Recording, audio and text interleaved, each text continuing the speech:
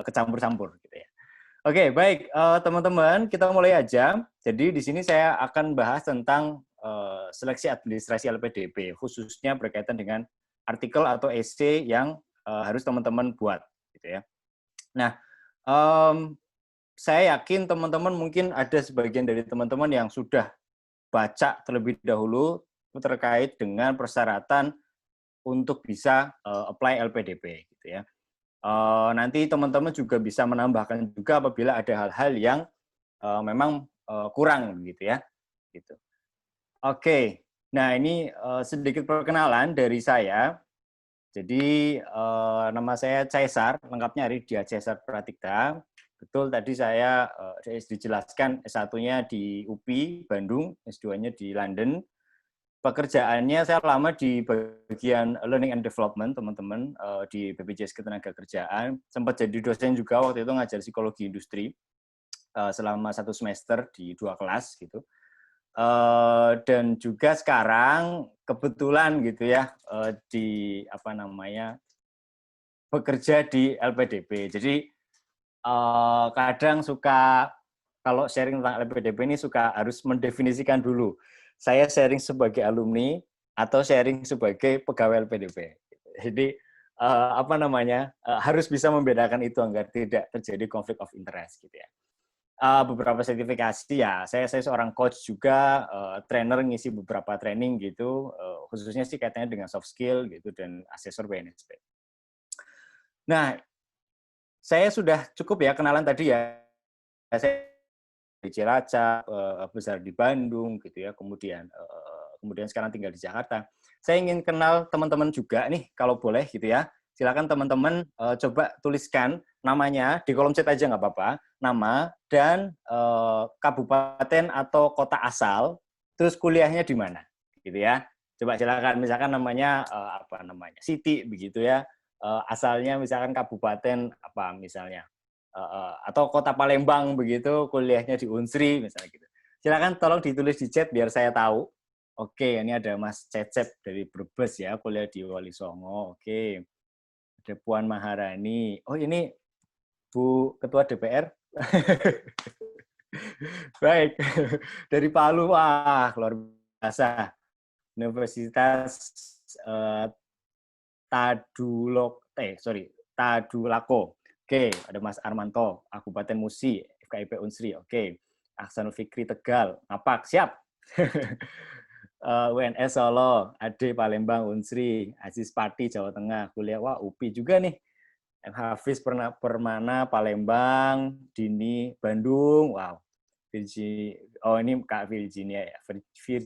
Oh beda ya, saya pikir Fania. Virginia Unsri, oke. Abner Bosowa, Dewi, macam-macam ya, Palembang gitu ya. Mohon maaf saya nggak bisa baca satu, tapi intinya saya bisa tahu bayangannya dari, ternyata saya pikir tadinya hanya teman-teman di sekitaran Palembang, tapi ternyata ada juga yang di Jawa Barat, Jawa Tengah, dan bahkan ada yang di Palu gitu ya. Luar biasa, mudah-mudahan nanti kita bisa diskusi bareng, belajar bareng berkaitan dengan seleksi administrasi di LPDP. Kak Fania, saya minta tolong, ini saya sampai jam berapa menyampaikannya, nanti mungkin tanya jawab berapa lama, boleh minta tolong diinfokan nggak? Kalau untuk sesi pemateri bisa sampai jam 9:15 ya, Kak? Oke. Jadi saya memaparkan sampai 9:15 ya, sekitar 1 jam lah ya. Oke, siap. Oke, mudah-mudahan nggak bosan ya. Baik teman-teman, kita kembali ke slide. Oke, mudah-mudahan nanti juga di tengah perjalanan tidak ada kendala teknis yang menghambat. Oke, nah ini beberapa bahasan yang mau saya bahas di paparan malam ini. Yang pertama tentang apa sih beasiswa LPDP itu, kemudian berkas pendaftaran gitu ya, atau persyaratan untuk apply LPDP, kemudian strategi membuat proposal studi, strategi membuat rencana studi, do's and don'ts-nya berkaitan dengan seleksi administrasi. Oke, kita langsung aja mulai di beasiswa LPDP dan berkas pendaftaran LPDP. Saya jadikan satu karena ini kebetulan kemarin juga saya komunikasi juga dengan bagian marketing LPDP gitu, malah dari tim marketing dikasih sekalian slide resmi dari LPDP untuk yang biasa dipakai untuk sosialisasi biasa LPDP. Jadi dua topik ini ternyata juga sudah tercakup di slide itu. Jadi mungkin saya akan menjelaskan slide resmi dari LPDP gitu ya. Nah, ini dia slide-nya. Jadi saya akan menjelaskan secara kelembagaan LPDP itu apa, kemudian programnya ada apa aja, dan lain sebagainya. Mungkin selama ini kita gitu ya, atau mungkin masyarakat umum yang tahu LPDP, mungkin langsung konotasinya dengan LPDP adalah beasiswa gitu ya. Tapi ternyata produk dari LPDP itu bukan hanya beasiswa. Ada riset gitu ya, ada berkaitan dengan pengelolaan dana gitu. Nah, di kami memang produk yang yang sangat kita promote itu memang beasiswa, tapi tetap ada kita produk lain dalam bentuk pendanaan riset dan pengelolaan dana pendidikan. Nah, ini visi dan misi LPDP. Visinya menjadi lembaga pengelola dana bertaraf internasional guna menyiapkan SDM Indonesia yang berdaya saing global, serta mendorong inovasi bagi Indonesia yang sejahtera, demokratis, dan berkeadilan. Nah, ini yang tadi saya jelaskan. Jadi ada 3 produk ya, secara garis besar. Pertama beasiswa, kemudian pengembangan dana, dan yang ketiga riset. Misinya mempersiapkan pemimpin dan profesional masa depan Indonesia melalui pembiayaan pendidikan. Misi yang kedua berkaitan dengan pengembangan dana, menjamin keberlangsungan pendanaan pendidikan bagi generasi berikutnya melalui pengelolaan dana abadi pendidikan yang optimal. Kemudian berkaitan riset, mendorong riset strategis atau inovatif yang implementatif dan menciptakan nilai tambah melalui pendanaan riset. Oke, nah program layanan kita, jadi gini, saya mau jelasin juga terkait dengan dana abadi pendidikan. Kalau teman-teman sering dengar, kan lembaga pengelola dana pendidikan. Dana pendidikan itu dana yang seperti apa gitu ya. Kok bisa sih LPDP itu membiayai begitu banyak orang, sampai dengan saat ini sekitar 20.000 penerima beasiswa kita, baik yang masih ongoing maupun yang sudah lulus gitu ya, yang kemudian kita biayai gitu ya. Jadi saya mau jelaskan berkaitan dengan bagaimana sih operasional LPDP itu gitu ya. Kalau teman-teman lihat di sini ada dana abadi pendidikan gitu ya. Dana abadi pendidikan ini sumbernya dari mana? Sumbernya dari 3 ternyata. 1 dari APBN yang disisihkan dari, kalau teman-teman tahu itu ada 20% dari dana APBN itu kan untuk pendidikan. Nah, sebagian dari 20% itu masuk ke dana abadi pendidikan. Ya, sebagian dari 20% itu masuk ke dana abadi pendidikan, kemudian ditambah dari pendapatan investasi, misalnya investasi tahun lalu, gitu ya, masuk ke dana abadi pendidikan serta sumber lain yang sah. Ya, ini macam-macam lah, tidak ada penjelasan yang spesifik, tapi memang yang penting sah dan bisa dimanfaatkan untuk menjadi dana abadi pendidikan. Nah, dana abadi ini kemudian diputarkan atau bahasanya dikembangkan begitu melalui investasi. Investasinya pun jelas. Jadi insya Allah sih tidak atau bukan investasi yang abal-abal gitu ya. Sekarang ini lagi rame ya investasi yang nggak tahu lah ya, saya nggak menguasai soal investasi gitu ya. Terus sekarang kita sering mungkin belakangan ini dengar soal investasi. Jadi investasi kami itu adanya di surat utang negara, obligasi BUMN, dan deposito. Jadi saya ulangi, jadi dana abadi pendidikan itu yang terkumpul, kemudian kita kembangkan, investasikan, hasilnya apa? Hasilnya kemudian kita pakai untuk 3 hal ini. Yang pertama untuk membiayai beasiswa, kemudian membiayai riset, dan yang ketiga adalah operasional sehari-hari gitu ya, membayar gedung, bayar listrik dan lain sebagainya. Nah, kemudian saat ini DPPN ini dana kok saya lupa ya. Tapi ini adalah dana pendidikan ini dari tahun 2010 sampai dengan 2019 itu jumlahnya 51,12 triliun ya. Jadi sekarang ini total dana yang kita kembangkan gitu ya, yang kita kelola itu 51 triliun. Jadi kalau teman-teman bayangkan gitu ya, mungkin dana untuk membiayai teman-teman nanti untuk bisa kuliah di dalam maupun di luar negeri, itu adalah hasil pengembangan dari dana abadi ini, yang terus-menerus meningkat, gitu ya. Itu dikelola sedemikian rupa sehingga bisa membiayai teman-teman nanti kuliah. Tuh. Oke, nah ini sebaran penerima beasiswa saat ini. Per 1 Juli 2020 ya datanya, per 1 Juli 2020. Penerima beasiswa in total ada 24.926. Ya, sekitar 25 ribuan berarti. Nah, yang ongoing ini yang sedang masih dalam masa studi ya, masih dalam pembiayaan kita, itu ada 6.000 orang. Yang sudah menjadi alumni ada 11.000 orang.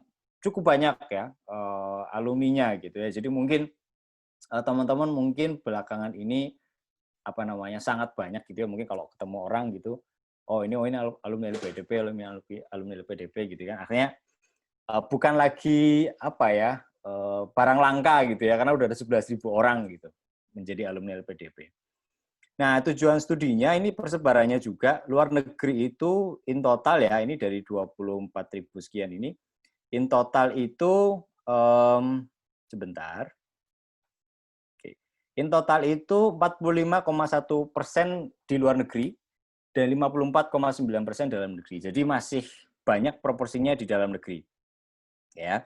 Berdasarkan jenis kelamin, laki-laki ternyata 48,3% dan perempuan 51,7%. Nah, ini kalau dari sisi jenis beasiswa atau jenjang studi ya. Doktor itu totalnya 5.000, magister 16.000, dokter spesialis 500 orang, tesis disertasi 1.900. Jadi masih banyak yang memang kuliah di magister gitu ya. Oke, kita lanjut. Nah, ini persebaran negara tujuan. Ini kalau kita lihat, coba temukan proporsi yang paling banyak di mana. Ini ya, Indonesia ya. Ada 71,6%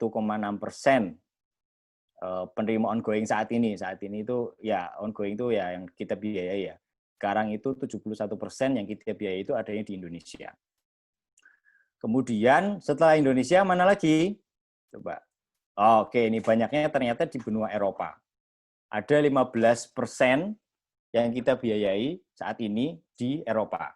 Eropa yang paling banyak Inggris, ada 500 orang, kemudian disusul Belanda, Jerman, Prancis, Belgia, dan seterusnya. Sampai Portugal. Gitu ya. Kemudian setelah Eropa, paling besar lagi di di Australia dan Selandia Baru. Ini ada 446 orang. Ada 6%. Kemudian di Asia, ada 3,27%, paling banyak di Jepang. Ada 130 orang, Malaysia, Singapura, Korea Selatan, dan sebagainya, dan sampai di Tiongkok. Kemudian disusul Amerika, ini 209 orang, gitu ya. Jadi ini kalau teman-teman sudah pernah melihat daftar perguruan tinggi, gitu ya, yang yang masuk ke daftar LPDP itu, kalau teman-teman notice itu paling banyak Amerika. Karena memang secara ranking mungkin kalau teman-teman lihat di QS, di Times Higher Education itu banyak kan di Amerika ya. Untuk top 100 universities misalnya in the world itu kan banyak kan di Amerika. Nah, tapi masih sedikit ya yang dibandingkan dengan benua lain ya, penerima beasiswa yang kuliah di Amerika. So buat teman-teman yang mau kuliah di Amerika, kita sangat support itu gitu ya untuk bisa agar terjadi pemerataan gitu ya. Jangan produknya hanya Inggris terus gitu. Ini saya berbicara sebagai pegawai LPDP ya. Jadi saya harus mengutarakan itu. Tapi kalau saya berbicara sebagai alumni Inggris ya beda lagi gitu ya. Ya itu Amerika. Kemudian disusul Afrika satu ya, ada di Mesir satu orang. Nah itu teman-teman persebaran kita penerima beasiswa ongoing saat ini yang dibiayai LPDP. Nah ini dia jenis beasiswanya banyak teman-teman. Tapi secara umum ya bisa dibagi 3. Ada jenis program beasiswa umum begitu, terus targeted dan afirmasi. Yang umum ini yang reguler, dokter spesialis, perguruan tinggi peringkat utama dunia, beasiswa disertasi dan co-funding. targeted ada beasiswa unggulan dosen Indonesia, PNS TNI Polri, terus prestasi Olimpiade. Afirmasi ada alumni bidik misi, prasejahtera berprestasi, Indonesia Timur, santri, prestasi olahraga, seni, disabilitas, dan daerah tertinggal. Ini banyak banget. Artinya gini, teman-teman nanti bisa mengidentifikasi diri sendiri, masuk, kira-kira masuknya kemana gitu ya. Kalau ternyata teman-teman santri mungkin bisa ikut beasiswa santri gitu ya, sehingga saingannya itu nanti ya hanya dengan santri-santri gitu. Kalau teman-teman berasal dari Indonesia Timur ya, masuk ke dalam daerah Indonesia Timur mungkin bisa pakai Indonesia Timur, atau teman-teman yang alumni bidik misi bisa pakai beasiswa alumni bidik misi. Jadi silakan identifikasi diri sendiri kira-kira masuknya kemana. Kalau ternyata nggak masuk ke sini, ke afirmasi nggak masuk, target nggak masuk gitu ya, ya sudah mungkin reguler aja. Nanti kita lihat lah ya, persyaratannya bedanya di mana. Oke, nah ini kurang lebih alur yang harus teman-teman tempuh ya. Jadi saya bercerita itu berdasarkan aturan tahun 2019. Sekarang 2020 belum ada aturan yang terakhir ya. Saya berbicara di sini berdasarkan aturan yang ada di tahun 2019. Jadi pertama seleksi administrasi gitu ya. Kemudian seleksi berbasis komputer plus soft competency assessment dan essay writing. Kemudian setelah lulus, teman-teman nanti kemudian masuk ke seleksi wawancara. Gitu. Begitu lulus, ya sudah, berarti bisa ikut program persiapan keberangkatan. Nah ini biasanya kalau seleksinya itu sebenarnya secara yang memang benar-benar difilter ya, itu di 3 proses ini. Persiapan keberangkatan itu ya asal teman-teman nggak neko-neko gitu ya, teman-teman mengikuti dengan baik gitu ya, insya Allah nggak ada masalah. Gitu. Nah kemudian setelah PK atau persiapan keberangkatan selesai, kemudian teman-teman masuk ke masa studi, evaluasi ya kan saat studi on studi. Nah ini kerjaan saya di sini nih. Jadi saya ngurusi teman-teman yang ongoing saat ini ya, dengan segala macam permasalahannya gitu ya, dari mulai ngurus pembayaran, kebetulan saya bukan bagian pembayaran sih, tapi tim saya itu ada yang ngurus pembayaran, SPP-nya, dana hidupnya. Kalau saya biasanya ngurusi perkembangan akademiknya, ini kira-kira lulus tepat waktu atau tidak, ada masalah nggak dengan supervisornya, dan segala macamnya. Ini kerjaan saya di sini. Kemudian setelah lulus, teman-teman nanti ada masuk ke pasca studi, ada program orientasi jati diri bangsa, kemudian masuk ke talent pool, kemudian nanti dikelola oleh tim alumni. Nah, ini kemudian outcomes-nya adalah kepemimpinan kuat gitu ya untuk mendukung visi dan misi LPDP. Jadi awalnya modal utamanya kalau bisa lihat di sini adalah karakter yang kuat, strong personality untuk bisa diterima menjadi penerima beasiswa LPDP. Nanti kemudian outcomes-nya adalah mempunyai kepemimpinan yang kuat. Oke. Ini dia pembiayaan yang paling kita sukai ya. Jadi kalau teman-teman lihat nih, kalau saya pribadi, saya melihat ini sebagai pengalaman saya gitu ya, sebagai penerima beasiswa, alhamdulillah sih ya, puji Tuhan, tidak kurang lah gitu ya. Semuanya itu sudah dibiayai ya, dari mulai pendaftaran, SPP, tunjangan buku, transportasi, hidup bulanan gitu ya. Ini dana tambahan untuk dokter spesialis. Terus kemudian buat yang teman-teman disabilitas ada juga gitu ya, ada kita biaya pendampingnya dan lain sebagainya. Tugasnya teman-teman nanti ketika sudah diterima di LPDP adalah belajar dengan sungguh-sungguh, menyerap ilmu yang ada gitu ya, lulus tepat waktu dan berprestasi, itu aja. Jadi teman-teman nggak perlu mikirin gimana caranya nari tambahan, nggak perlu mikirin nanti di sana kerja seperti apa gitu. Malah justru kalau mengacu ke peraturan sekarang saat ini masih tidak diperbolehkan penerima beasiswa untuk bekerja. Jadi sudahlah. Kalau alhamdulillah sih saya ketika di Inggris sih tidak kurang ya. Saya nggak bekerja waktu itu, jadi ya udah hanya kuliah gitu, ikut organisasi. Alhamdulillah cukup kok, bahkan lebih ya. Jadi kalau teman-teman bisa pintar, mungkin bisa juga nabung dari sini. Oke, kebijakan layanan LPDP di masa pandemi. Ya, kita sekarang berada di masa pandemi, teman-teman. Jadi Ada beberapa penyesuaian memang di layanan kami. Di pendaftaran dan seleksi, seperti teman-teman ketahui juga mungkin bahwa saat ini belum ada seleksi LPDP di tahun 2020. Teman-teman mungkin hanya dibuka nggak tahun 2020 gitu ya. Jawaban singkatnya adalah itu masih dirundingkan. Belum ada keputusan resmi apakah 2020 akan ada pembukaan atau tidak. Gitu ya. Tapi bukan berarti kemudian itu membuat teman-teman nanti ajalah persiapannya, enggak kan. Artinya untuk bisa diterima persiapannya bukan 1 atau 2 hari aja gitu. Ini persiapannya cukup panjang. Kemudian pengayaan bahasa itu juga disesuaikan dengan institusi tempat diselenggarakannya pengayaan bahasa. Kalau selama studi, jadi memang kita ada semacam menerbitkan buku panduan selama COVID ini. Jadi ini salah satu bukti dari betapa dermawannya LPDP ya kalau saya bilang. Jadi kalau teman-teman di tahun terakhir dan mengalami kendala karena adanya COVID ini, entah penelitiannya terganggu atau segala macamnya dan itu alasannya make sense, teman-teman berhak mendapatkan perpanjangan paling banyak 6 bulan. Ya, jadi kalau teman-teman tahun ini harusnya lulus, tapi karena ada COVID, kemudian tertunda, teman-teman kita biaya lagi 6 bulan ke depan, maksimal ya, untuk bisa lulus. Bayangin 6 bulan. Itu bukan uang yang dikit gitu ya, kalau ukuran kita pribadi gitu ya. Tapi kita coba biaya itu agar teman-teman bisa belajar dengan optimal. Oke, nah kita masuk ke persyaratan beasiswa. Oke, saya terlalu lama sih. Oh ya, oke. Persyaratan beasiswa, kalau kita lihat memang setiap jenis beasiswa punya persyaratannya sendiri-sendiri. Kita mulai dari beasiswa reguler. Kalau secara sekilas sih beasiswa reguler biasanya persyaratannya lebih tinggi dibandingkan dengan jenis beasiswa yang lain. Kalau kita lihat sasaran pendaftar umum ya, usia pendaftar magister ini maksimal 35 tahun, doktoral 40 tahun.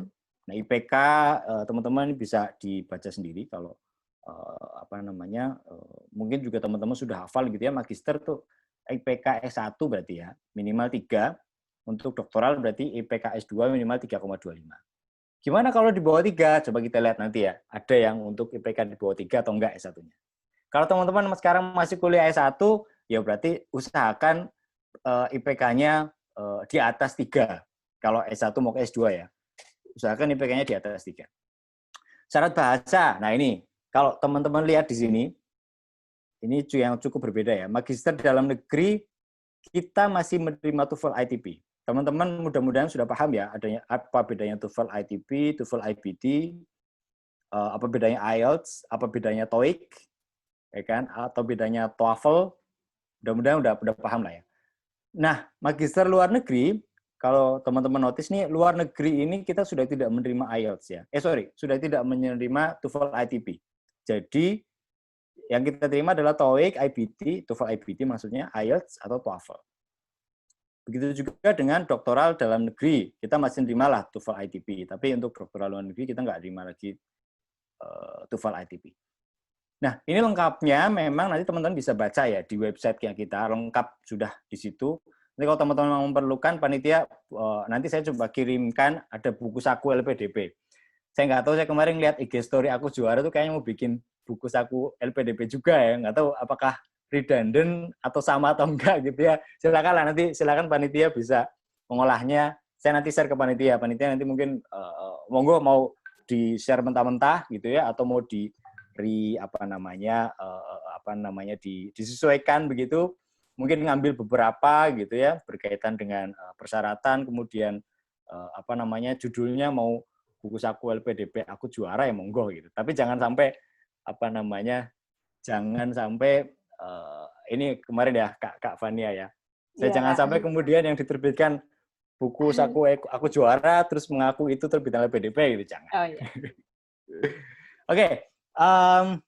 Tadi beasiswa reguler, kita masuk ke beasiswa perguruan tinggi utama dunia. Nah, ini jadi memang ini buat teman-teman yang sudah punya LOI unconditional di 12 perguruan tinggi utama dunia. Daftarnya teman-teman bisa di website. Ini persyaratannya saya pikir tidak terlalu lama ya di sini, nanti teman-teman bisa baca sendiri.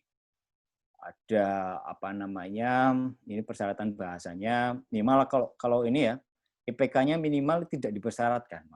Jadi kalau teman-teman ya kalau mau IPK-nya di bawah 3, S1 nih mau ke S2 bisa daftar LPDP asalkan diterima di 12 perguruan tinggi utama dunia. 12 perguruan tinggi utama dunia apa aja ya? Harvard, Stanford, ya kan, Oxford, Cambridge gitu. Dan lain sebagainya ada 12 lah. Teman-teman bisa ngecek ya. Kalau udah punya loyalan kondisional dari 12 perguruan tinggi utama dunia itu, nggak perlu mikirin IPK, kan? Dan nggak perlu ikut SBK, seleksi berbasis komputer. Jadi ada semacam kayak fast track buat teman-teman yang bisa masuk ke 12 perguruan tinggi utama dunia itu. Oke, reguler dokter spesialis, ya ini buat dokter spesialis ya, sudah berprofesi sebagai dokter, udah lulus pengabdian profesi kedokteran, dan lain sebagainya. Ini untuk dalam negeri ya, jadi memang kita program dokter spesialisnya itu dalam negeri, bekerjasama dengan Kementerian Kesehatan juga. Beasiswa kerjasama pendanaan co-funding, nah ini memang ada kita skema di mana teman-teman bisa apply beasiswa co-funding. Co-funding itu gimana? Co-funding itu ada beberapa komponen yang teman-teman biayai sendiri dan sisanya dibiayai LPDP, gitu ya. Jadi kalau ini nih, misalnya kita lihat di skema pembiayaan, ada 2 berarti kan di sini ya. Dana pendidikan sepenuhnya ditanggung LPDP dan dana pendukung sepenuhnya ditanggung pendaftar. Atau yang kedua, dana pendukung sepenuhnya ditanggung LPDP dan dana pendidikan sepenuhnya ditanggung pendaftar. Jadi, ya itu pilihannya 2. Dana pendidikan itu SPP, ya kan? Kalau nggak salah SPP aja sih. Dana pendukung tuh ya dana hidup bulanan, dana transportasi dan lain sebagainya. Ini kalau teman-teman mau pakai skema ini bisa aja. Oke. Daerah afirmasi. Ini persyaratannya nanti juga teman-teman kalau mau juga perlu cek juga kira-kira daerah asalnya masuk ke daerah afirmasi atau tidak, gitu ya. Ini persyaratannya. Kalau teman-teman lihat tadi notice juga syarat bahasanya lebih rendah, nih. Dan IPK-nya di bawah 3 boleh. Oke, jadi buat teman-teman saya nggak tahu ya. Kalau ternyata IPK di bawah 3 terus daerahnya nggak masuk daerah afirmasi, kira-kira bisa nggak ya pindah KTP dulu terus masuk ke afirmasi gitu. Saya nggak tahu ya. Itu urusan teman-teman lah ya gitu ya. Tapi yang kita lihat adalah KTP, gitu ya. Magisternya IPK-nya boleh di bawah 3, terus kita lihat TOEFL-nya itu lebih rendah daripada beasiswa reguler. Ya, dan untuk luar negeri kita masih terima TOEFL ITP untuk daerah afirmasi. Jadi silakan teman-teman bisa pelajari lebih lanjut nanti berkaitan dengan persyaratan. Alumni bidik misi juga seperti itu, ada TOEFL-nya lebih rendah tapi dia IPK-nya 3,5 malah lebih tinggi nih. Gitu.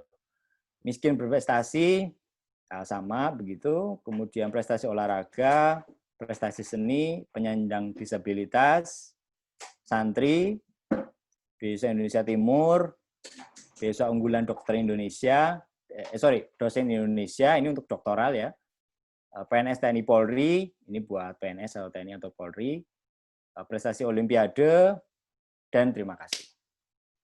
Oke, jadi tadi yang saya sampaikan adalah itu berkaitan dengan LPDP secara kelembagaan dan juga program beasiswa secara lebih spesifik gitu ya. Teman-teman boleh silakan kalau mau mengajukan pertanyaan lebih lanjut gitu ya. Kalau mau tahu infonya yang lebih valid, kalau misalkan teman-teman nggak ada jawabannya di buku panduan, mungkin bisa masuk ke website ini bantuan.lpdp.kemenkeu.go.id, bisa juga atau di Instagramnya atau di Twitternya gitu ya. Silakan lah di follow juga, jangan lupa nih lpdp_ri. Karena memang adanya pengumuman atau tidak itu paling cepat biasanya di Instagram. So, pantengin terus Instagramnya, silakan di-follow. Di sosmednya ya kan, silakan di-follow untuk perkembangan terupdate.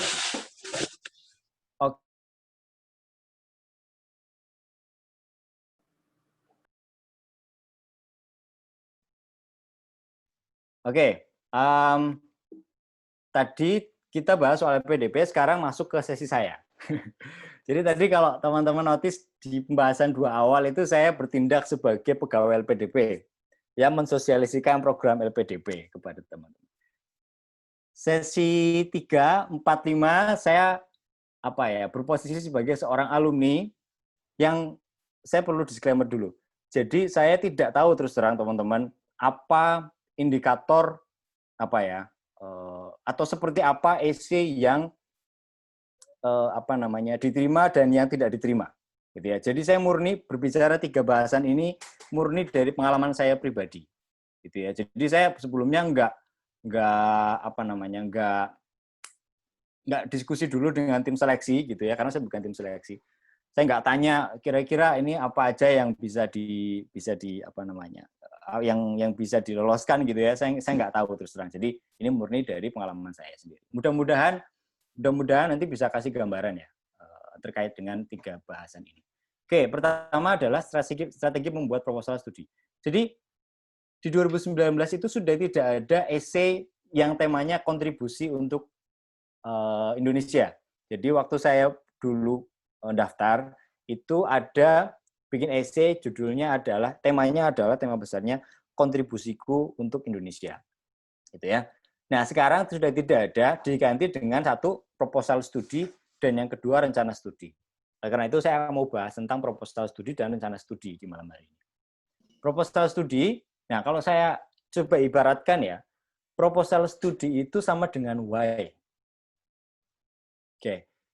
Proposal studi itu sama dengan why atau menjawab why, menjawab kenapa, menjawab alasan. Oke ya. Kalau teman-teman pernah baca buku Start with Why ya, karangan Simon Sinek, itu bagus banget. Jadi menggambarkan bagaimana ketika kita mau melakukan apapun gitu ya, itu kita harus punya why-nya dulu, punya alasannya dulu. Nah, menurut saya proposal studi itu yang harus kita tonjolkan adalah alasan-alasan kenapa sih kita mau kuliah ke luar negeri dan kenapa kita mau daftar LPDP. Jadi LPDP itu pengen tahu alasan kita di proposal studi itu. Saya kemudian kopikan ya format gitu ya ataupun juga cakupan yang harus ada di proposal studi.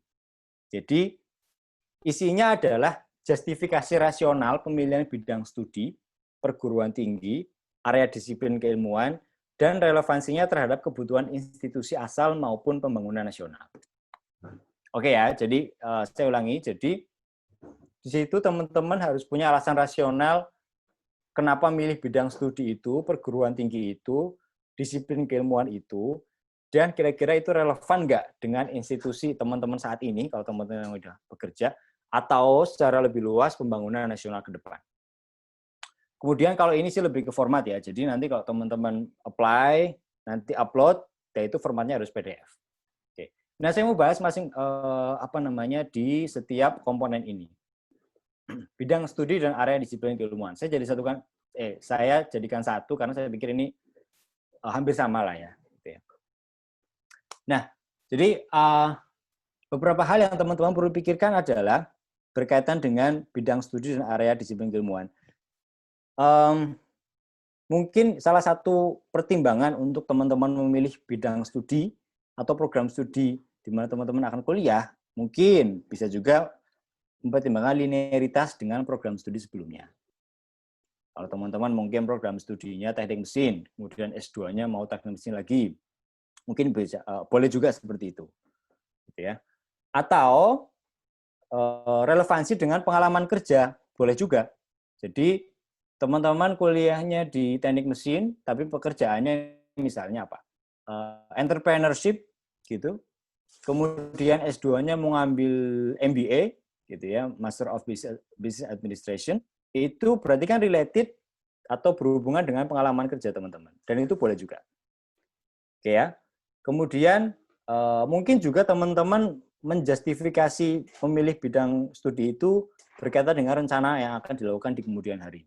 Misalnya, mungkin oke lah, sekarang mungkin pengalaman kerjanya belum cukup berhubungan dengan itu, gitu ya. Tapi karena ke depan teman-teman punya bayangan akan jadi apa, sehingga teman-teman memilih program studi itu, dan it's fine, nggak ada masalah. Oke, Sebelum lanjut ke slide berikutnya. Jadi saya mau menekankan sekali lagi bahwa penting banget buat kita beres dengan why, gitu ya. Jadi kalau teman-teman nanti setelah acara ini beres, teman-teman mau apply, coba pikirkan lagi alasan apa sih alasan utama teman-teman yang melandasi teman-teman untuk lanjut studi dalam maupun di luar negeri. Apa sih alasan utamanya? Coba renungkan baik-baik, gitu ya. Khawatirnya gitu, teman-teman hanya sekedar ikut-ikutan, gitu. Jadi lanjut, kayaknya keren gitu ya, lanjut kuliah gitu.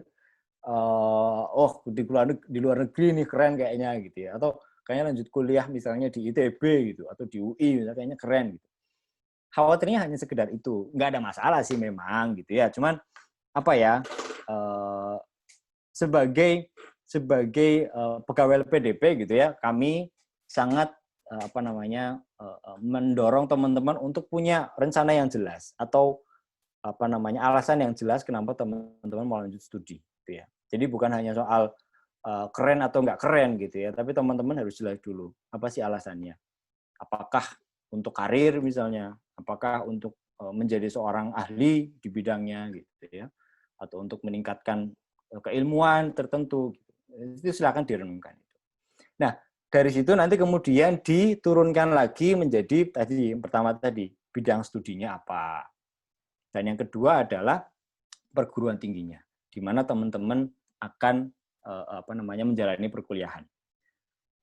Beberapa pertimbangan yang mungkin teman-teman bisa nanti tonjolkan ya untuk menulis proposal studi, bisa pakai pertimbangan ranking universitas. Teman-teman bisa cek kalau di luar negeri itu yang cukup terkenal adalah QS atau Times Higher Education. Teman-teman silakan googling. Mungkin bisa jadi pertimbangan kenapa milih perguruan tinggi itu, gitu ya. Kalau di Indonesia bisa juga ada di situ, di QS juga ada gitu ya. Mungkin bisa jadi pertimbangan. Atau lokasi. Ini nggak masalah menurut saya. Misalnya karena alasan ingin dekat dengan keluarga sehingga teman-teman mungkin mau kuliah di dalam negeri, nggak masalah. Asalkan itu make sense gitu ya. Atau mungkin kalau luar negeri ya bolehlah jadinya pengennya di Malaysia aja sehingga kalau ada apa-apa misalnya harus menjaga ibunya gitu sehingga kalau ada apa-apa bisa segera pulang misalnya gitu. Itu pertimbangan. Atau karena teman-teman nggak tahan dengan cuaca dingin gitu ya di Amerika gitu atau di Eropa sana ya teman-teman milih dalam negeri nggak masalah juga. Oke. Fasilitas yang tersedia misalnya saya banyak ketemu teman yang akhirnya memutuskan ke satu perguruan tinggi bukan karena rankingnya, bukan karena lokasinya, tapi karena fasilitas yang ada. Misalnya di situ ada pusat penelitian tentang misalnya apa? Tentang mikrobiologi gitu ya, terbesar di dunia. Di situ lengkap fasilitasnya dan kalau bisa studi di situ kita akan merasakan fasilitas itu nggak masalah. Itu reasonable ya. Itu sangat make sense untuk menjadi alasan teman-teman memilih satu perguruan tinggi. Oke. Kemudian kurikulum yang relevan mungkin bisa juga. Jadi misalnya jadi gini ya, pengalaman saya kan jurusan Education Psychology, dalam kurung psikologi, atau bahasa Indonesia mungkin psikologi pendidikan. Teman-teman, di Inggris itu, psikologi pendidikan di University of Manchester, psikologi pendidikan di UCL, psikologi pendidikan di mana lagi ya, Bristol, itu kurikulumnya beda-beda. Oke. Kurikulumnya beda-beda, yang diajarkan beda-beda. Tapi prodinya sama, cuma yang diajarin beda-beda. Mungkin sama ya, di Indonesia juga gitu kan. Jurusan matematika ITB atau ITS atau mana lagi ya kan itu mungkin berbeda ya saling punya keunikan tersendiri itu bisa jadi alasan juga teman-teman untuk memilih perguruan tinggi itu. Oke, kemudian tadi kalau rasionalitas memilih perguruan tinggi dan juga bidang studi ini kemudian kita harus menjelaskan kebutuhan institusi asal maupun pembangunan nasional. Oke, asumsinya gini teman-teman. Ini kan LPDP kan duit negara ya. Dibayar dari pajak warga negara Indonesia. Tentu LPDP ingin lulusannya nanti bisa berkontribusi untuk negaranya. Gitu ya. Jadi saran saya tonjolkan itu di proposal studi ini. Gitu ya. tonjolkan itu bahwa bisa berkaitan dengan pengalaman yang sudah dikerjakan gitu ya, apa kegiatan sosial apa gitu ya, pekerjaan yang sudah dikerjakan, apa impact-nya kepada orang lain gitu ya. Kemudian bisa juga bercerita nanti setelah lulus akan mau ngapain gitu ya. Nah, ini diceritakan di sini gitu ya. Ini kalau saya coba kerucutkan lagi, misalnya teman-teman sekarang kerja di satu perusahaan atau kerja jadi guru sekolah gitu ya. Ya sudah, bisa aja itu dikaitkan dengan pekerjaan saat ini. Oke, posisi saya sekarang jadi guru di sekolah apa gitu ya. Saya melihat bahwa pembelajaran saat ini belum cukup optimal dan saya melihat ini bisa dikembangkan lebih lanjut gitu ya, lebih lanjut agar bisa lebih baik daripada yang sekarang. Agar bisa mengembangkan itu, saya perlu belajar ilmu apa gitu kan di perguruan tinggi apa, sehingga saat kembali nanti saya bisa mengaplikasikan itu di sekolah tempat saya mengajar sekarang. Itu kan kaitannya dengan pekerjaan dan institusi saat ini. Dan itu ditonjolkan aja seperti itu. Dan memang ya itu yang diminta, sehingga nanti reviewer akan bisa ngelihat, oh ini nanti kamu habis lulus mau ngapain gitu ya, sudah jelas atau belum gitu. Tadi saya bilang highlight kontribusi sosial untuk masyarakat. Ini penting juga gitu ya. Kalau teman-teman memang yang tadi soalnya konteksnya sekolah gitu ya, teman-teman juga bisa mention gitu ya, program baru yang akan nanti saya cetuskan misalnya akan berdampak positif terhadap orang tua misalnya gitu, terhadap siswa sehingga bla bla bla bla bla bla. Terus sebelum ke smart. Jadi yang pertama tadi kaitkan dengan pekerjaan, yang kedua soal kontribusi sosial gitu ya. Nah, coba juga gunakan prinsip SMART. Teman-teman kalau yang sudah pernah dengar SMART juga mungkin sudah hafal ya. Tapi saya coba jelaskan sedikit ya. SMART itu apa? SMART itu singkatan. Pertama, spesifik. Spesifik itu jelas dan terdefinisikan dengan baik. Ini berkaitan dengan tujuannya.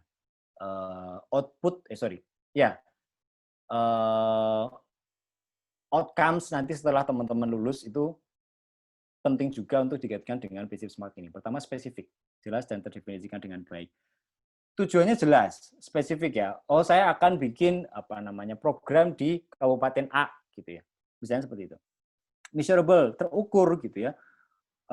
Ada kriteria-kriteria tertentu untuk mengukurnya. Misalnya program ini saya harapannya misalnya programnya bisa menyentuh masyarakat berapa misalnya, atau menyentuh misalkan 100 kepala keluarga misalnya di kabupaten apa misalnya gitu. Itu measurable. Achievable, ya mungkin gitu ya, memungkinkan untuk dicapai, bukan ngawang-ngawang yang terlalu tinggi. Realistik, ya kalau teman-teman kemudian kuliah 2 tahun, terus kemudian nanti setelah balik perlu waktu berapa lama, itu kan juga diperhitungkan. Jangan kemudian tidak realistis gitu ya. Normalnya kemudian 2 tahun kuliahnya. Terus kemudian teman-teman pengen lulus misalnya 9 bulan gitu misalnya. Terus kemudian nanti setelah itu bikin program dan lain itu kan nggak realistis lah. Timely, jelas kapan waktu memulai dan kira-kira kapan itu bisa dicapai. Nah, ini juga bisa dipakai teman-teman untuk tadi merumuskan atau menjawab cakupan kebutuhan institusi asal maupun pembangunan nasional. Oke. Yang kedua terkait dengan rencana studi. Sama polanya, jadi saya akan nanti menyampaikan beberapa pertimbangan yang mungkin teman-teman bisa tuliskan di rencana studi. Nah, ini rencana studi, menurut hemat saya, rencana studi itu lebih banyak berbicara tentang bagaimana caranya. Kalau tadi teman-teman berbicara tentang why, alasan kenapa teman-teman mau kuliah lagi, gitu ya, mau lanjut studi, rencana studi ini kemudian menjawab, oke, gimana caranya, gitu ya. Alasannya A, gitu ya. Oke, jawabannya berarti aku harus kuliah di sana, prodi apa. Terus gimana caranya? Nah, ini dijawab di rencana studi. Rencana studi itu mencakup satu, ini saya kopikan langsung ya dari website-nya LPDP ya. Deskripsikan rencana perkuliahan dan SKS per semester yang akan ditempuh hingga selesai studi. Terus deskripsikan topik apa yang akan saudara tulis dalam tesis. deskripsikan aktivitas di luar perkuliahan yang akan saudara lakukan selama studi. Ini sih bisa administratif ya. Melampirkan daftar silabus perkuliahan. Ini ada spesial penjelasan khusus kuliah studi lapangan atau field study yang mengeluarkan biaya tambahan tidak dibiayai oleh PDP. Ini kaitannya dengan pembiayaan. Dan nanti kalau teman-teman mau upload, ini formatnya harus PDF. Jadi saya mau fokus ketiga ini. Jadi saya mau bahas tentang rencana perkuliahan dan SKS per semester, terus topik tesis, dan aktivitas di luar perkuliahan. Nah, rencana perkuliahan dan SKS per semester. Coba pelajari website program studi dan silabusnya dengan baik. Saya yakin saat ini di semua perguruan tinggi sudah jelas banget ya berkaitan dengan program studinya. Apa yang dipelajari dan bahkan di situ mungkin ada silabusnya, mata kuliahnya ada apa aja, itu pelajari dengan baik. Itu menjadi modal utama untuk kita bisa nulis rencana studi ini. Jangan sampai kemudian kita nggak tahu apa yang akan dipelajari nanti ketika kita kuliah. Ya, itu harus dipelajari benar-benar rencana studinya. Kemudian pilih dan tuliskan mata kuliah yang akan diambil selama studi. Jadi gini ya, memang ini masih perencanaan gitu ya. Namanya juga rencana ya. Nanti kemudian misalnya nanti ke depan ternyata setelah perkembangannya kita sudah kuliah, ternyata kayaknya saya mau mengubah mata kuliah ini deh, saya nggak akan jadi ngambil mata kuliah ini. Nggak apa-apa juga, gitu ya. Tapi coba tuliskan mata kuliah yang akan diambil selama studi dengan asumsi saat ini. Gitu ya. Karena saya yakin mungkin nanti ke depan akan berkembang. Ya. Mungkin akan orientasinya mungkin akan sedikit berbeda dari perencanaan awal. Tapi nggak apa-apa. Yang penting sekarang rencanakan dulu. Oke. Terus sertakan alasan mengapa mengambil mata kuliah tersebut. Jadi jelasin alasan dan juga coba jelaskan. Misalkan ngambil mata kuliah dasar-dasar misalkan dasar-dasar entrepreneur misalnya gitu ya. Kalau saya nggak tahu ada atau enggak. Jelasin aja di situ teman-teman. Ini kesempatan teman-teman untuk menjelaskan. Dalam mata kuliah ini saya akan pelajari apa-apa. Keilmuan ini akan bermanfaat untuk keilmuan saya sehingga saya bisa apa-apa. Itu silakan dijelaskan aja dalam rencana studi. Dan juga semua ini juga bisa dikaitkan dengan tujuan akhir yang akan dituju. Misalnya saya ngambil mata kuliah ini kaitannya karena saya nanti ke depan akan membuat program yang berkaitan dengan mata kuliah ini sehingga saya perlu mempelajari lebih lanjut terkait dengan mata kuliah tersebut. Itu bisa juga. Oke, topik tesis. Pilih topik yang paling dikuasai saat ini dan relevan dengan bidang ilmu yang akan diambil. Jadi, menurut saya, karena tadi saya bilang ya, dalam kuliah itu mungkin sekali terjadi perkembangan. Sehingga saat ini kalau mau menulis topik tesis, ya tulis saja yang kira-kira kebayang sekarang, yang paling dikuasai dan kaitannya dengan bidang ilmu yang akan diambil. Gitu. Nggak masalah. Dan juga jangan lupa alasannya kenapa mau ngambil topik itu. Untungnya di rencana studi ini tidak disuruh menjelaskan metode penelitiannya apa gitu ya, hipotesisnya apa ya. Tapi kalau ada teman-teman mau bisa menyertakan itu, it's a plus ya. Jadi itu lebih baik. Tapi kalau enggak pun ya nggak apa-apa juga gitu ya, asalkan alasannya make sense. Nah ini yang tadi saya bilang. Pada implementasinya topik tesis bisa berbeda dari yang direncanakan. Nggak masalah kok. Karena memang susah ya untuk mengontrol itu. Bayangin sekarang kalau kita kuliahnya 2 tahun. Sekarang 2020. Kita harus bayangin apa yang akan kita lakukan di tahun 2022. Gitu kan. Apa yang akan kita teliti di tahun 2022 itu kan susah ya. Sehingga ya nggak apa-apa kalau ternyata pada implementasinya berubah, nggak apa-apa. Gitu ya. Oke, nah aktivitas di luar perkuliahan. Saran saya, coba pelajari kegiatan-kegiatan apa aja yang bisa diikuti di universitas yang dituju. Misalnya, kalau dalam negeri, teman-teman di kalangan penerima beasiswa itu ada, atau alumni itu ada organisasi namanya Mata Garuda. Jadi itu organisasi yang menampung alumni LPDP. Tapi anggotanya juga biasanya tidak jarang penerima beasiswa juga gitu ya. Jadi mungkin teman-teman bisa juga tuh memasukkan itu. Saya akan ikut kegiatan Mata Garuda, misalnya kalau kuliah di Bandung, kegiatan Mata Garuda ITB misalnya gitu, atau kegiatan Mata Garuda Jawa Barat gitu. Atau di dalam kampus sendiri, biasanya di dalam negeri gitu ya. Itu ada dalam negeri dan luar negeri juga ada sistem kelurahan. Jadi kita nyebutnya kelurahan. Di satu wilayah biasanya ada satu lurahnya. ITB biasanya ada satu lurahnya tersendiri, UI ada satu lurahnya tersendiri. Nah, itu ada sistem kelurahan di dalamnya. Dan mereka juga biasanya bikin kegiatan-kegiatan ya. Entah sosial, entah berkaitan dengan akademik, dan lain sebagainya. Itu mungkin bisa juga jadi alternatif. Atau kalau yang di luar negeri, misalkan bisa aja cantumkan organisasi PPI, misalnya gitu ya. Itu nggak masalah. Nah, asalkan yang dituliskan itu, yang direncanakan itu tidak mengganggu tugas utama untuk kuliah. Jangan sampai kemudian nanti malah sibuk ikut kegiatan di luar kampus, tugas utamanya terbengkelai. Dan tidak harus yang berhubungan langsung dengan akademik. Maksudnya apa? Nggak harus selalu misalkan aktivitas di luar perkuliahan. Saya akan ikut klub apa atau enggak deh. Saya akan ikut komunitas peneliti apa gitu misalnya gitu. Nggak harus juga gitu ya. Boleh misalkan kegiatan selama studi ikut komunitas lari misalnya gitu karena untuk menjaga daya tahan tubuh misalnya gitu. Itu nggak masalah juga kok. Asalkan memang pada akhirnya mendukung proses perkuliahan itu. Nggak langsung nggak apa-apa. Kayak lari, kayak apalagi ya, menyalurkan hobi, itu kita terima kok gitu ya. Asalkan tadi nggak ganggu. Nah, ini kemudian terakhir, apa sih yang harus dilakukan dan apa yang nggak boleh? Do's and don'ts-nya ya.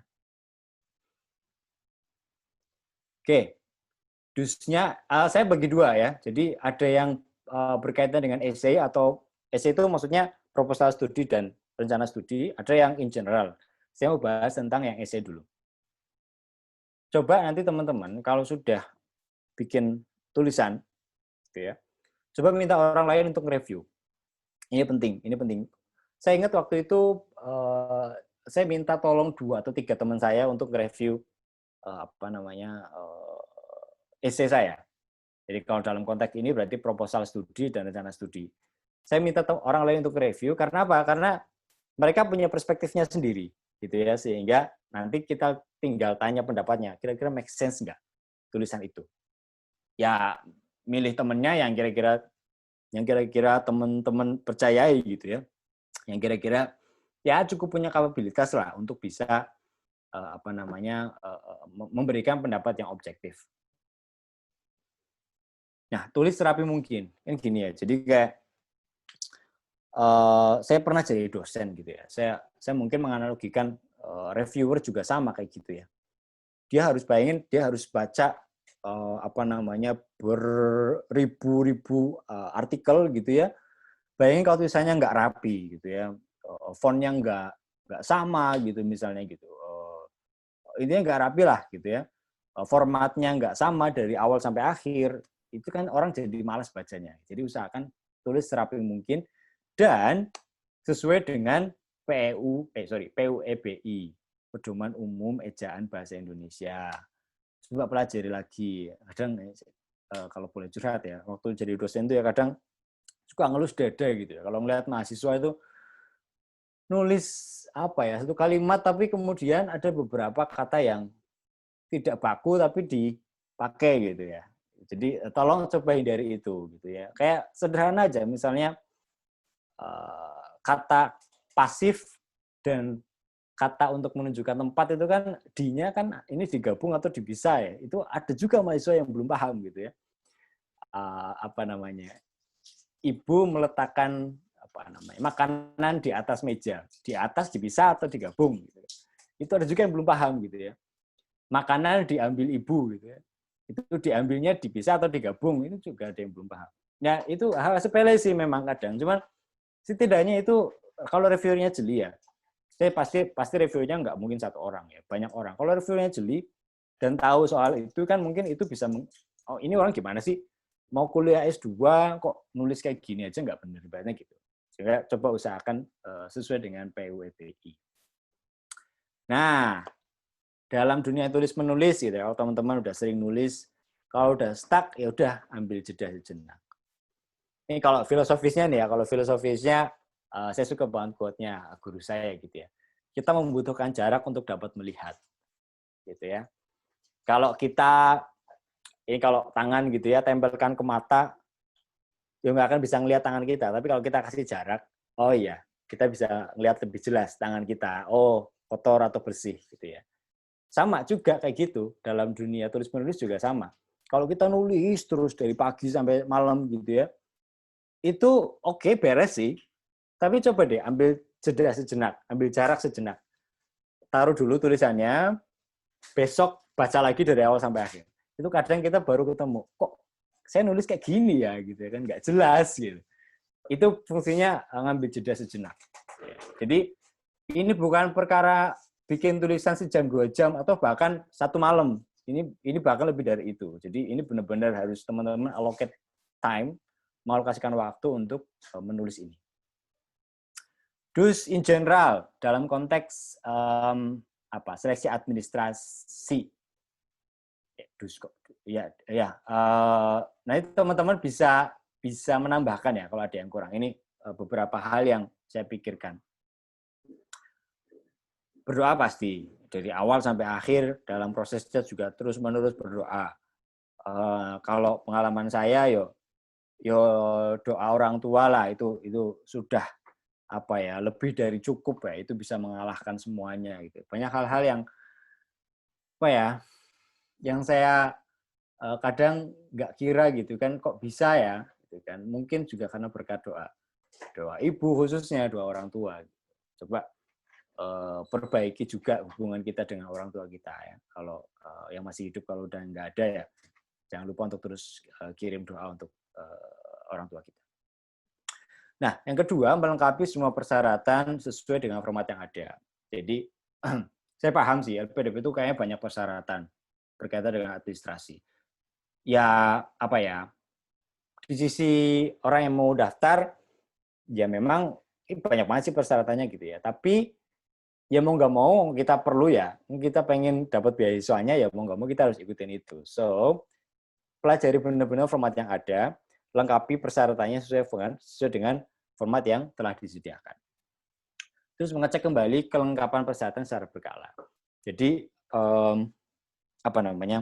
ini penting banget, penting banget karena pengalaman saya gitu ya. Waktu itu saya daftar bukan beasiswa ya, saya daftar satu kesempatan gitu ya. Saya daftar, saya hanya lengkapin 1 malam aja. Saya baca sekilas, kemudian saya lengkapin bla bla bla, ternyata tidak terima. Ketika tidak terima, saya coba cross check lagi apa yang bikin saya nggak terima. Ternyata apa coba? Di situ saya harus mengirimkan pas foto sebanyak 4 lembar, tapi saya hanya mengirimkan 2 lembar. Itu hal sepele loh. Hal sepele tapi bikin saya nggak terima. Jadi dan satu lagi, ternyata kan bikin surat pernyataan gitu. Ternyata tanda tangannya itu harus tanda tangan basah. Loh, saya tanda tangannya yang ada di komputer itu loh. Saya kopas dari komputer itu, terus saya print gitu. Ternyata nggak boleh. Nah, itu hal sepele sih. Tapi itu bisa jadi yang menghambat kita untuk tidak diterima. Ya. Don'ts di essay. Menulis dalam waktu singkat. Ya, tadi ya saya jelaskan. Bukan sejam 2 jam kok ini. Ini harus butuh waktu yang cukup. Terus terpaku dengan contoh essay yang ada. Saya paham, teman-teman mungkin juga ketika mau nulis proposal studi atau rencana studi mungkin juga browsing lah di internet gitu ya. Contoh essay LPDP gitu ya, atau contoh rencana studi LPDP. Atau nonton YouTube. Kan banyak banget sekarang YouTube gitu ya, cara menulis essay LPDP dan lain sebagainya gitu ya. Tapi tolong jangan terpaku dengan contoh yang ada. Setiap orang itu punya gayanya masing-masing. Setiap orang punya kisahnya masing-masing. So cobalah jadi diri sendiri aja. Boleh melihat semua itu gitu ya, tapi jangan kemudian di copy mentah-mentah gitu ya. Oke, jadikan inspirasi, jadikan acuan gitu ya, tapi kemudian kita come up dengan diri kita sendiri. Jangan kemudian jadi orang lain. Don'ts in general, ada beberapa ya, nggak banyak. Melengkapi persyaratan dalam waktu semalam, yalah, jangan apa namanya satu malam aja gitu ya. Terus kemudian jangan submit pendaftaran di jam-jam terakhir. Kita nggak akan pernah tahu apakah servernya LPDP ketika apa namanya tanggal terakhir submit oke atau enggak. Ketika servernya down, kita mau apa coba gitu ya. Sehingga usahakan jauh-jauh. Ya kalau mepet ya mungkin sehari sebelum lah, oke ya. Atau ketika hari terakhir tapi di pagi hari misalnya gitu. Jangan hindari jam-jam terakhir pas malam gitu ya. Jam 10 hari ini terakhir gitu ya. Jam 10 masih bikin EC, sudah tuh. Mungkin ada yang bisa berhasil gitu ya, tapi apa namanya tidak atau kurang optimal lah gitu ya. Coba hindari itu. Nah, terakhir sebelum kita ke pertanyaan, saya nggak tahu ya udah jam berapa ya. Oh, kecepatan kali ya, nggak apa-apa kali ya. Saya ngutip Benjamin Franklin ya, if you fail to plan, you are planning to fail. Jadi kalau kita gagal merencanakan, yang tadi saya mau ngomongin kan adalah rencana-rencana. Ya berarti kita sedang mempersiapkan kegagalan. Gitu ya. Jadi rencanakan dengan baik, perhitungan matang-matang, renungi, gitu ya. Kemudian ya sudah, tinggal lakukan. Terima kasih teman-teman. Mungkin kita bisa lanjut ke sesi berikutnya. Silakan Kak Fania. Alhamdulillah ya sesi pematerinya udah selesai. Jadi tadi kita udah bahas tentang LPDP, tentang syarat, proposal studi, dan masih banyak lainnya. Saatnya kita ke sesi tanya jawab nih. Udah ada 8 pertanyaan yang masuk nih, Kak. Kita pilih yang dari atas dulu ya. Saya izin minum dulu ya. Oh iya, silakan ya. Oke. Silakan. Kak Fania mau bacain atau saya baca sendiri? Boleh, saya bacain aja. Jadi pertanyaan pertama dari Kak Jumardin nih. Assalamualaikum, saya Jumardin asal Sulawesi Barat. Mau nanya kalau beasiswa PNS untuk yang luar negeri masih terima ITP nggak, Kak? Saya nggak hafal malah ya. Coba ya saya lihat ya. Jadi yang PNS tapi yang ke luar negeri ya. Kalau nggak salah sih, udah enggak nih. Coba ini saya share ya. Jadi sudah tidak menerima ITP. Ini kan, kalau magister luar negeri itu nggak ada ITP toh. Doktoral juga nggak ada. Jadi minimal IELTS Mas, atau TOEFL IBT mungkin masih bisa lah. Gitu. Ya. Gitu? Ya, untuk informasi lebih lengkap tentang LPDP nanti Kak Cesarnya juga ada kirim buku panduan. Dan juga sebelumnya panitia udah pernah kirim buku panduan ke grup. Mungkin nanti bisa dilihat-lihat ya. Nah, lebih bagus malah itu. Selanjutnya pertanyaan kedua dari Kak Nanda nih. Saya Nanda, Mas, saya mau nanya, kita kan mendaftar ada 2 bagian. Yang pertama, kita mendaftar ke LPDP, dan yang selanjutnya mendaftar di kampus. Yang ingin dituju, jika kita lulus LPDP, tapi tidak lulus di kampus, itu seperti apa kelanjutannya? Silakan. Ya, jadi, saya nggak tahu ya. Jadi gini, kalau, kan memang ada 2 mekanisme ya, ada dua skema. Satu, kita daftar LPDP dan kita daftar kampus. Ada orang yang kemudian daftar LPDP, dia sudah mengantongi LOI unconditional atau sudah diterima di kampus. Ada juga orang yang belum daftar kampus, tapi daftar LPDP dulu, baru daftar kampus. Nah, yang ditanyakan ini adalah daftar LPDP dulu, baru daftar kampus. Tapi kalau tidak lulus di kampusnya, seperti apa kelanjutannya? Sejak teman-teman dinyatakan diterima, di seleksi substansi tadi ya, dinyatakan diterima itu, sebentar, saya izin share dulu.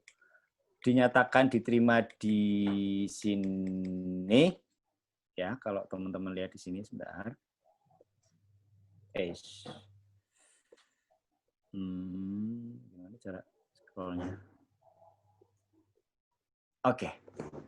Kalau teman-teman sudah dinyatakan lulus di sini, melewati 3 tahapan ini, nah, sejak SK dikeluarkan, itu teman-teman punya waktu 18 bulan untuk mencari kampus.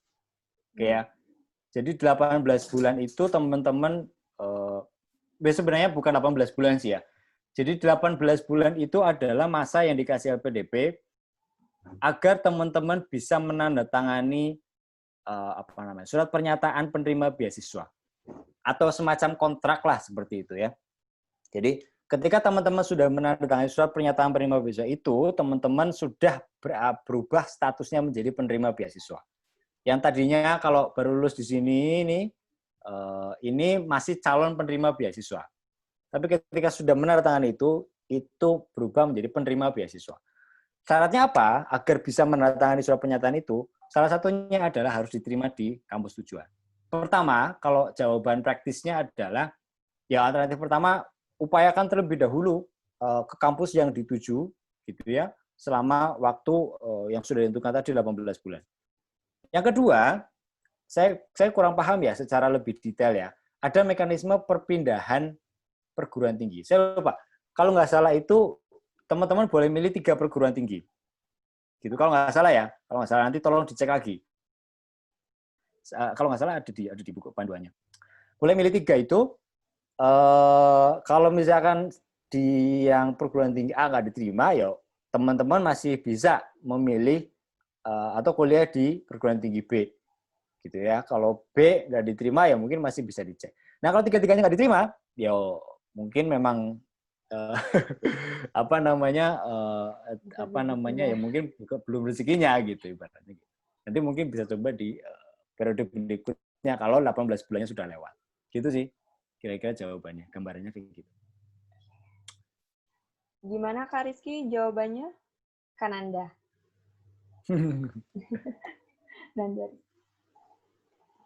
Kayaknya lanjut dulu kali ya, nanti bisa ya. Kayaknya banyak nih. Ya lanjut, banyak banget nih Kak. Pada semangat nih ya. Selanjutnya ada dari Horina. Materi yang telah Kak sampaikan, LPDP tidak bisa menerima beasiswa untuk mahasiswa vokasi ya Kak?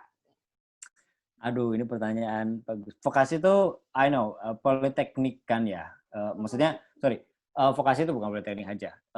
D3 atau D4 ya. Kalau D3 kan memang otomatis nggak bisa ya. Mau nggak mau harus setara S1 dulu. Saya itu belum paham ya, D4 itu bisa atau enggak ya. D4 kan kalau nggak salah setara dengan S1 ya. Saya lupa. Terus terang saya lupa. Tolong nanti dicek lagi ya. Tapi kalau D3 nggak bisa ya, harus setidaknya setara dengan S1 dulu. Kalau D4 mungkin bisa, mungkin ya, karena dia setara dengan S1. Kayak gitu sih jawaban sementara saya. Sorry, nanti bisa cek ya di buku panduan lebih lanjut. Lanjut ya Kak. Selanjutnya ada dari Naufal Abiyu.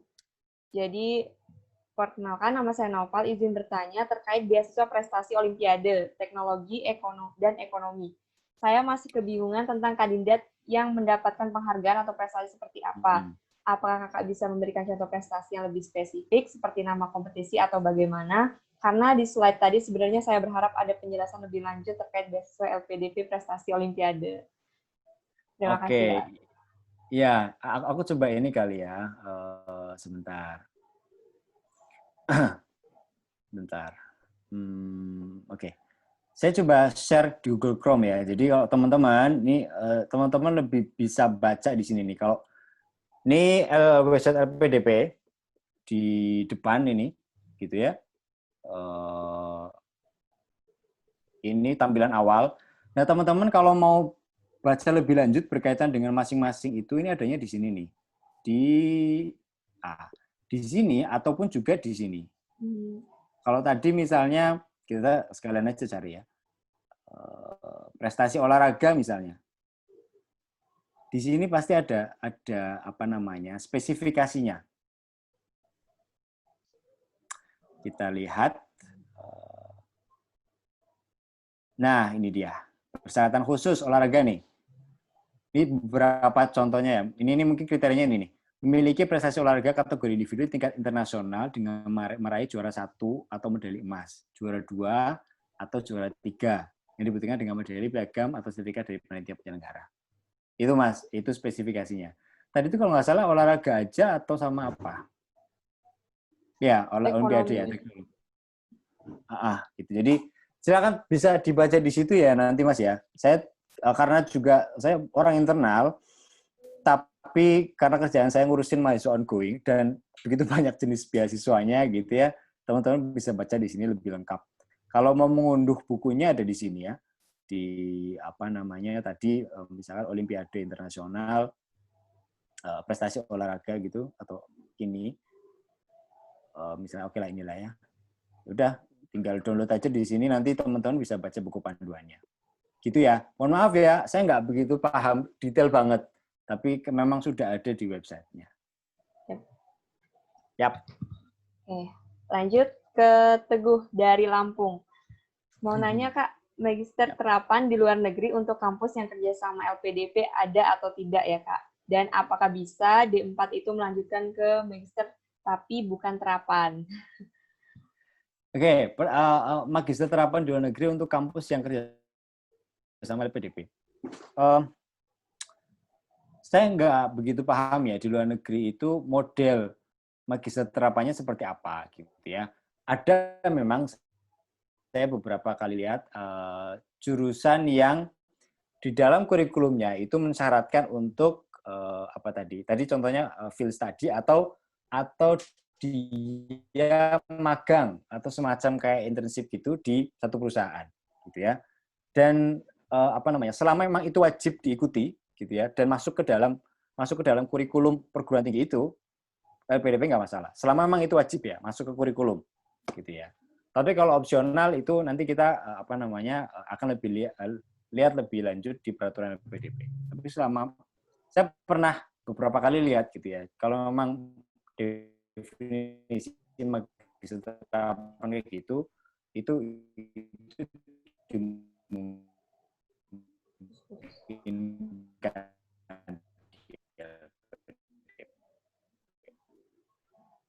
Apakah bisa D4 itu melanjutkan magister yang bukan saya lupa ya. S1-nya ekonomi kalau nggak salah, dia S1-nya ekonomi, kemudian S2-nya dia ngambil di Milan di Italia dan ngambil desain.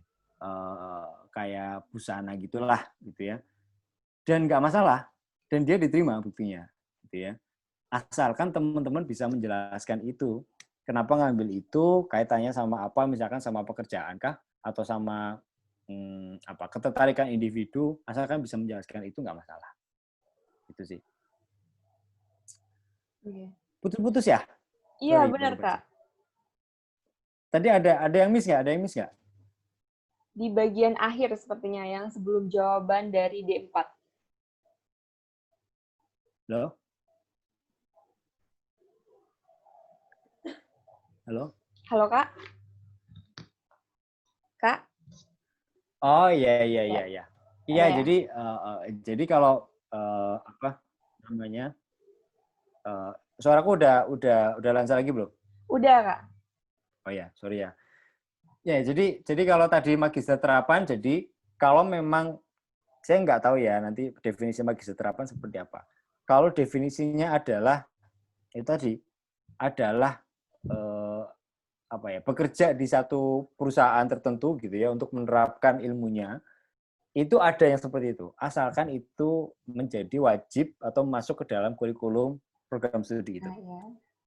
Gitu ya. Jadi kalau masuk ke program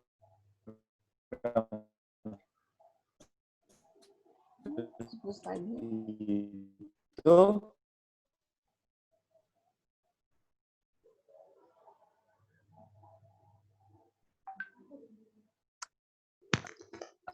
Kak, putus-putus lagi.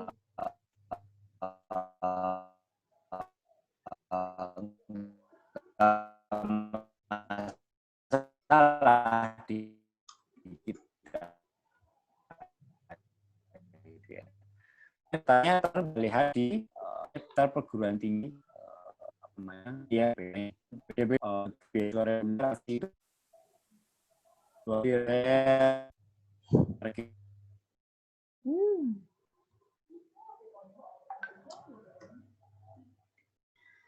Mohon maaf teman-teman, sepertinya ada gangguan teknis. Tunggu sebentar ya. Sorry, ya Allah. Ya, Sorry. Oke. Tadi terakhir sampai mana? Tadi udah sampai, putus-putusnya udah lama, Kak. Oke, Jadi sampai apa namanya D4 kan ya kalau nggak salah ya? Ya, benar tadi. Ya, jadi intinya gitu ya. D4, yang pertama jawaban singkatnya adalah kalau yang kolom chatnya saya kehapus semua. Nanti tolong dibacanya, Kak. Iya, Kak. Jadi tadi kalau magister terapan kalau memang ada dalam list LPDP nggak ada masalah. Kalau nggak ada dalam list LPDP ya mau gimana? Pokoknya syaratnya ada dalam list LPDP. Bisa dicek di daftar perguruan tinggi dari masing-masing jenis beasiswanya. Terus kemudian D4 boleh nggak magister yang di luar terapan? Boleh aja, asalkan teman-teman bisa menjelaskan. Tadi saya kasih contoh teman saya itu S1 ekonomi kalau nggak salah, S2-nya ngambil desain. Apa sih kayak busana gitulah gitu ya, dan it's fine, dan itu disetujui asalkan teman-teman bisa menjelaskan itu. Gitu sih jawabannya. Baik. Lanjut ke Cecep Nugroho, Kak. Yap. Kak mau bertanya, jika ijazah SD saya hilang, itu bagaimana ya, Kak? Terus, misalkan kita mendaftar 3 universitas, dan alhamdulillah dapat LOE-nya, semua nanti yang menentukan universitas kita sendiri atau dari LPDP? Gimana, Kak? Sorry, yang pertama, pertanyaan kedua tadi udah putus-putus. Yang pertama, ijazah SD. Aduh, kok saya lupa. Itu harus dilampirkan nggak sih ya? Kayaknya ya Mas, nanti tolong dicek lagi ya Allah, mohon maaf. Jadi sebentar, saya tadi searching soal user manual. Ada nggak ya di sini ijazah SD gitu? Kayaknya nggak disuruh melampirkan deh Mas. Jadi setahu saya ijazah terakhir gitu kan. Dan sepertinya nggak ada masalah sih harusnya ya. Kalau apalagi SD gitu ya. Kalau memang toh harus melampirkan, ya silakan mungkin nanti kasih keterangan aja gitu ya, mungkin apa surat keterangan kehilangan atau apa gitu.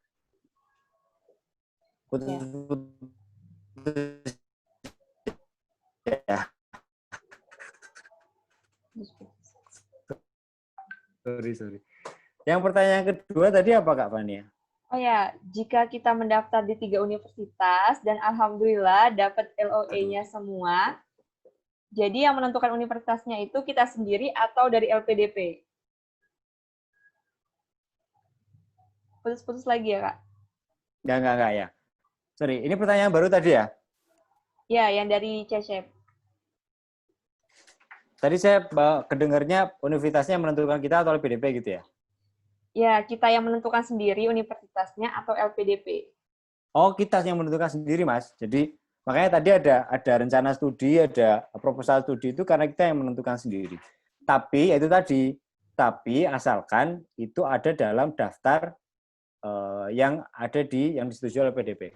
Nih, contohnya ya, daftar perguruan tinggi yang disetujui oleh PDP tahun 2019. Jadi, meskipun gini, misalnya, ini untuk magister dan doktoral. Kalau teman-teman mau kuliah di Columbia University, teman-teman boleh milih semua jurusan yang ada di situ. Tapi kalau misalnya teman-teman mau kuliah di, misalnya mana? Ini, King's College London. Ini untuk yang beasiswa jenis reguler ya. Kalau yang afirmasi mungkin beda lagi. King's College London itu ya hanya 2, nursing sama pharmacy and pharmacology.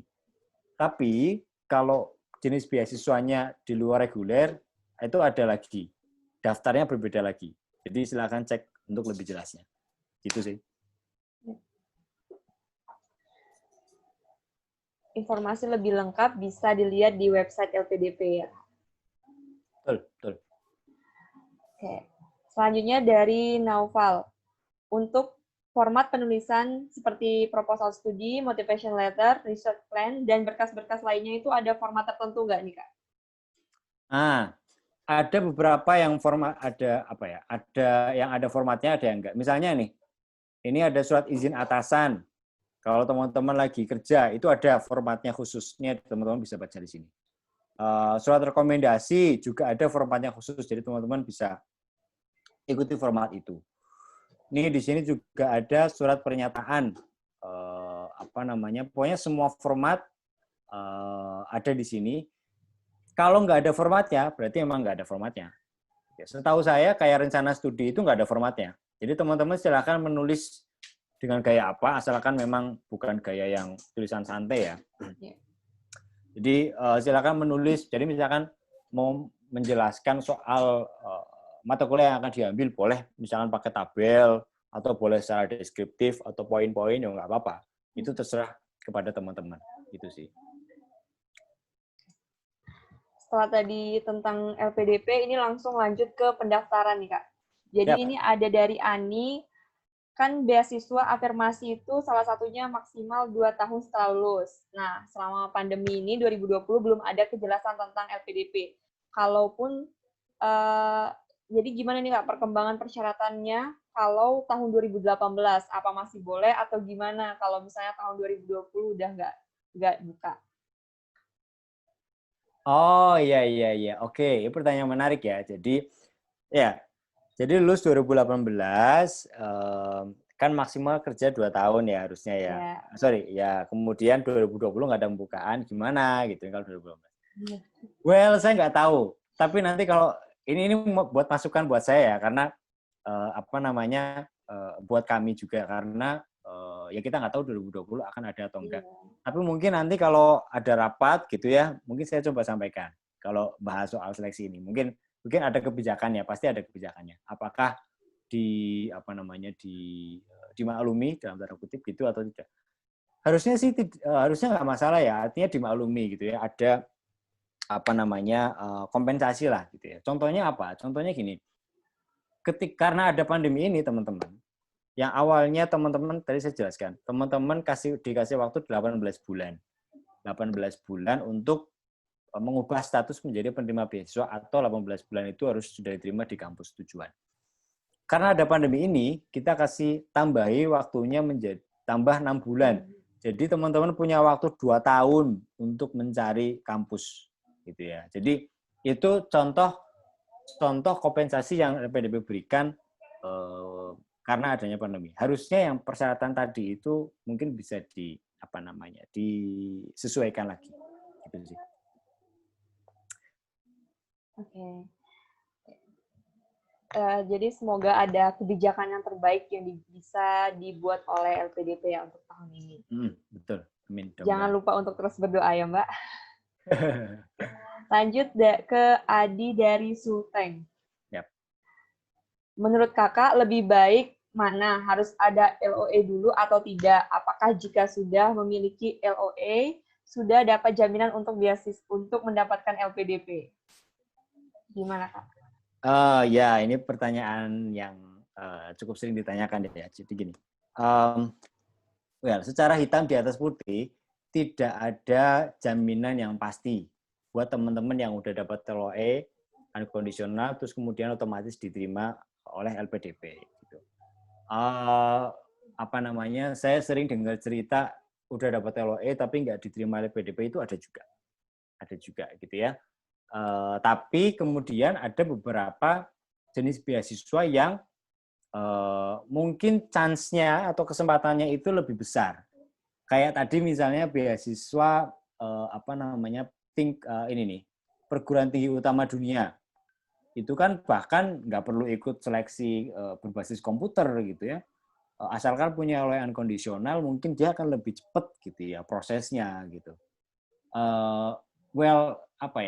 Karena saya nggak tahu dapurnya ya, dalam tanda kutip dapurnya kesempatannya seperti apa gitu ya.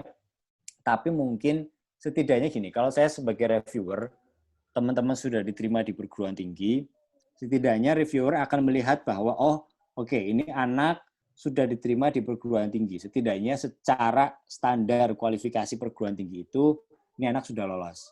Gitu ya. Sehingga itu menjadi semacam modal, satu modal nih, tambahan modal untuk bisa diterima di LPDP. Tapi sekali lagi tidak ada jaminan untuk itu. Buat teman-teman yang belum punya kampus, belum diterima di kampus manapun, nggak apa-apa juga, tetap daftar LPDP gitu ya. Karena tidak ada jaminan yang hitam di atas putih bahwa kamu udah dapat LOE, kamu otomatis dapat LPDP, nggak ada gitu. Gitu ya. Oke. Lanjut ke dari Kak Arif Wahyudi. Jadi kalau misalnya udah bekerja, terutama di swasta atau multinational company, biasanya izin resign dulu atau cuti unpaid ya biasanya, karena sudah diterima di LPDP. Gimana, Kak? Oh ya, ini ada di chat saya ya. Oke. Ini harusnya ditanyakan ke perusahaannya kali ya. Jadi tiap perusahaan biasanya punya kebijakan, Mas. Nanti teman-teman, ya Mas Arif coba tanya di perusahaannya. Kalau kayak saya, pengalaman saya waktu itu ketika saya dapat LPDP itu, saya kerja di di perusahaan saya sebelumnya, dan status saya waktu itu ya semacam tugas belajar gitu ya. Jadi di perusahaan itu memfasilitasi karyawannya bagi yang mendapatkan beasiswa untuk ya sudah semacam kayak malah ada juga perusahaan yang meskipun kita kuliah 2 tahun, selama 2 tahun itu yo gajinya dibayarkan terus. Jadi terima gaji dari perusahaan dan terima beasiswa dari LPDP. Dan itu nggak masalah. Asalkan memang tugas belajar. Gitu ya. Tapi kalau misalnya, ini juga sekalian disclaimer ya, kalau misalnya teman-teman kemudian dapat LPDP, terus kemudian ternyata dapat lagi dari beasiswa lain, itu nggak boleh. Jadi tidak boleh double funding. Kalau kasusnya karena itu gaji sebagai akibat dari tugas belajar, nggak masalah. Gitu ya. Jadi pertanyaan, boleh cuti unpaid gitu ya, boleh tugas belajar, atau resign. Banyak teman saya yang kemudian ketika dia diterima di LPDP, dia resign. Nggak masalah. Gitu ya. Mungkin dia punya rencana lain dan it's fine. Gitu ya. Kembalikan ke masing-masing individunya. Baik. Oke. Oke, lanjut ke wah, masih banyak nih, Kak. Waktu kita sekitar 10 menit lagi. Jadi ini waktunya terbatas ya, teman-teman. Untuk pertanyaannya nanti akan dipilih secara acak dari tim. Ini dari Jambi. Tadi Kakak cerita bahwa banyak permasalahan akademis. Permasalahan yang sering atau umum dialami, Wardah bilang akademis, apa ya, Kak, supaya bisa lebih mempersiapkan? Makasih, Kak. Ya. Oke ya. Kalau ini sharing aja ya. Jadi kalau di luar negeri, ini juga saya kadang pengen menekankan ya. Jadi gini, kita itu akan hidup di negara orang, lingkungan baru. Kita nggak tahu di sana akan ada teman atau enggak. Ini kalau konteksnya luar negeri ya. Sehingga menurut saya adalah gini,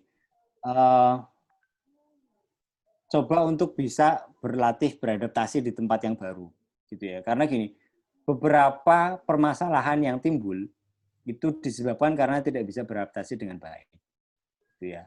Sehingga kemudian misalnya menyebabkan atau membuat kita merasa tertekan, stres, kemudian tidak bisa belajar dengan baik dan lain sebagainya, gitu ya. Itu aspek satu. Yang kedua, karena biasanya ada beberapa sih yang kemudian karena mata kuliahnya nggak lulus, sehingga dia harus ngulang. Itu mungkin cukup common ya, dan itu tolong juga dipersiapkan dengan baik gitu ya. Jangan sampai kemudian mungkin menjadi tantangannya menjadi lebih besar ketika misalnya kita nggak punya background tentang mata kuliah itu. Saya tidak kemudian mengatakan bahwa orang yang nggak punya background terhadap satu bidang studi kemudian akan cenderung gagal studinya, enggak gitu ya. Tapi ketika misalkan teman-teman belum cukup menguasai background itu, mungkin harus berusaha lebih untuk bisa mengikuti standar minimum yang ditetapkan. Gitu. Karena memang di kontrak kita ataupun juga di surat pernyataan itu secara sadar teman-teman harus menandatangani bahwa teman-teman harus lulus sesuai dengan gelar yang teman-teman pilih ketika daftar di LPDP. Jadi ketika teman-teman daftarnya kuliahnya S2, ya harus lulus S2, gelarnya apa misalnya gitu. Ya harusnya gelarnya itu. Gitu. Jangan sampai kemudian nanti gagal di tengah jalan. Ya nanti kalau soal kemudian gimana kalau gagal itu nanti dibaca di peraturannya ada. Gitu sih. Tapi intinya adalah akademisnya itu. Satu, coba adaptasi dulu. Karena saya coba melihat dari sisi psikologisnya. Adaptasi, kemudian cari teman gitu. Itu penting.